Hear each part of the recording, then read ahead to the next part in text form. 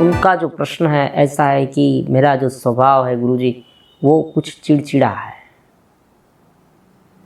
गुस्से वाला है, मैं बार बार डिप्रेशन में आ जाता हूँ, मुझे कोई अच्छा महसूस नहीं होता। तो उनके लिए क्या?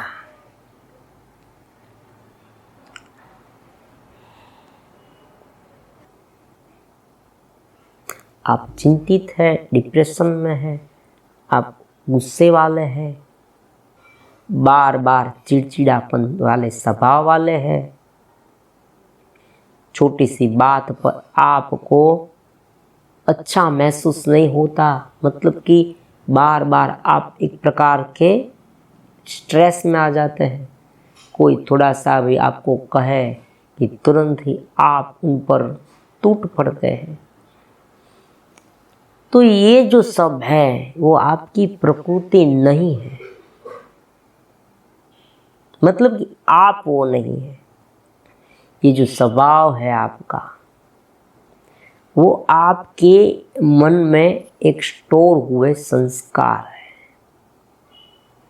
वो संस्कार का निर्माण लंबे समय से आपने जो कार्य किया है उनके आधार पर हुआ है।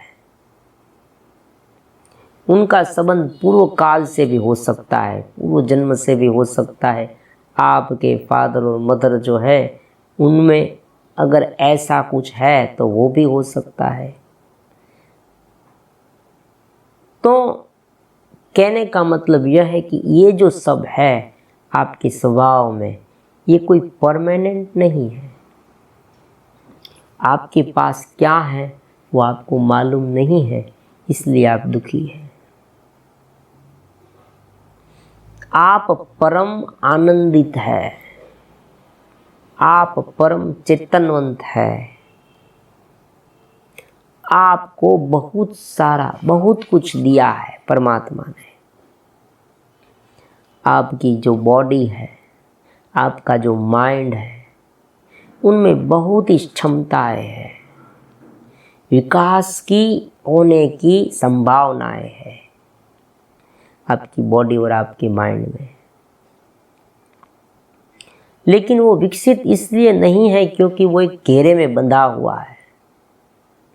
आप अगर उस घेरे से बाहर निकलेंगे तब आपको ये महसूस होगा कि हाँ मेरे पास ये सब है, फिर भी मुझे मालूम नहीं है। एक एग्जाम्पल मैं आपको दे सकता हूँ। ऐसे कई सारे लोग हैं जिसे हाथ नहीं है, पैर नहीं है, आंखें नहीं है, बोल नहीं सकते, जिसके पास रहने के लिए मकान नहीं है, खाने के लिए खाना नहीं है। वो बहुत सारे लोग दुखी है। आप एक बार इस पूरे वर्ल्ड में, जगत में दृष्टि कीजिए तो आपको ये मालूम होगा कि आपकी जो ये स्थिति है ना वो उनसे कहीं गुना ज़्यादा अच्छी है। आपको बहुत दिया है परमात्मा ने। आप दुखी इसलिए है क्योंकि आपने इस दुख का माइंड स्टेज बना रखा है। आप स्ट्रेस में इसलिए रहते हैं क्योंकि आपने इस प्रकार का माइंड सेट बना रखा है। वास्तव में आप ऐसे नहीं हैं। निरंतर आनंद की अनुभूति होनी चाहिए। सुबह से लेकर शाम तक आपको आनंद ही आनंद, प्रसन्नता ही प्रसन्नता होनी चाहिए। कार्यशील हो फिर भी आपको आनंद होना चाहिए। अगर आप एक बार ये पूरी सृष्टि का जो क्रम है वो जानने लेंगे तो आपको आपकी जो स्थिति है ना वो आपको स्वाभाविक लगने लगेगी।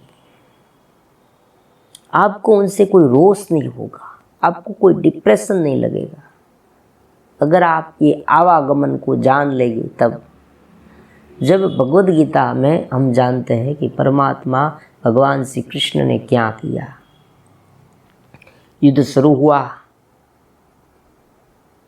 शुरू होने से पहले अर्जुन को विषाद, उनका जो मन है विषादग्रस्त हुआ। उन्हें लगा कि मैं जो युद्ध कर रहा हूँ वो गलत है, क्योंकि सामने मेरे सब रिलेटिव्स हैं, उन्हें मैं मारूंगा तो ये अच्छा नहीं है, ये धर्म नहीं है, और ये थोड़े छोटे मोटे ज़मीन के टुकड़े के लिए मैं सब कर रहा हूँ।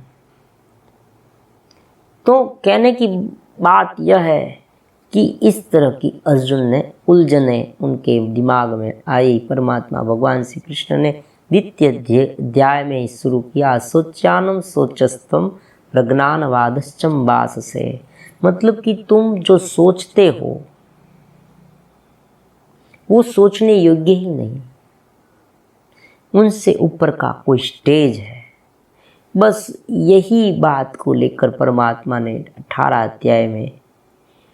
अध्याय का एक बड़ा ज्ञान उसे दिया, केवल अर्जुन को नहीं हमको भी दिया। इसमें से जो 11वां अध्याय है उसमें परमात्मा ने विश्वरूप दर्शन दिखा है। तो द्वितीय अध्याय और 11वां अध्याय दोनों एक साथ कनेक्टेड है। 11वें अध्याय में जो विश्वरूप दर्शन दिया है परमात्मा ने, उनका जो ज्ञान है वो द्वितीय अध्याय में है, क्योंकि परमात्मा कहना चाहते हैं कि ये जो सारी सृष्टि है वो आवागमन वाली है, यहाँ कोई ठहराव नहीं है, आते हैं और जाते हैं। आपको इस तरह से कर्म का आयोजन करना चाहिए कि प्रसन्नता मिलनी चाहिए, जीवन ध्येय में आगे बढ़ते रहना चाहिए। प्लान जो है वो प्लान केवल दौड़ना नहीं, प्लान को रनिंग नहीं करना, प्लान को ऊपर भी उठना है।